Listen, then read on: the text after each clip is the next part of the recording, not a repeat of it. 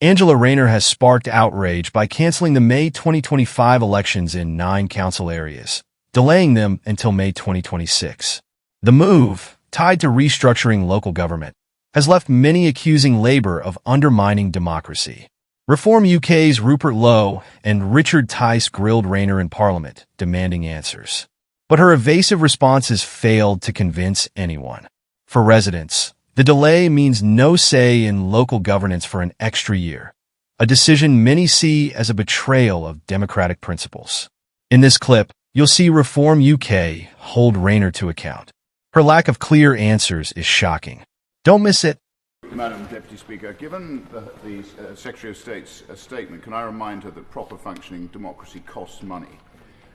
My constituents in Great Yarmouth do not like being represented by unelected councillors, so can she give a copper-bottomed guarantee that the new Norfolk and Suffolk homunculus council will have its elections in May 26? Secretary of State.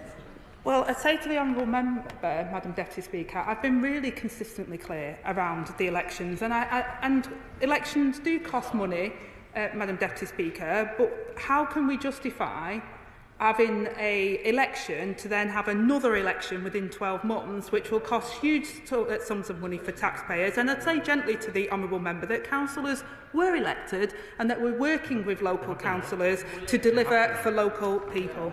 Tice. Thank you, Madam Deputy Speaker. Dictators cancel elections, not democracy. Dictators.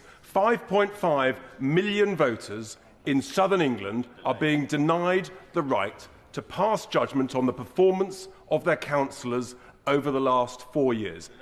Interestingly, in areas where Reform UK are expected to do rather well.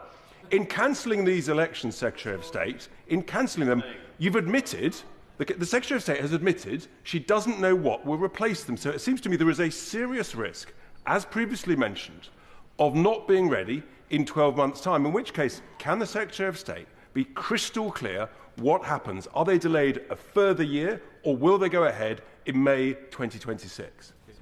Secretary of State. Well, Madam Deputy Speaker, just kindly, when the member talks about dictators, it's Reform leader that hasn't faced and elected to get to his leadership position, but the only one that hasn't. And I say to the honourable member as well, look, we're not cancelling election. I've been really clear on the rationale, which is not unique. It's not something that hasn't been done before. It's for reorganisation. It's for further devolution, so people in that local area will get more powers from this government, which is what we promised through our manifesto, and we will continue to deliver for people. I've got a very strict and narrow guidance on why I allowed those areas to delay their elections, and I'm confident that they will be able to deliver. That's why I refused others. I've been very acutely aware that we want to make sure that people have a say in their local areas. This is what the devolution agenda is all about, giving local people more say and more powers.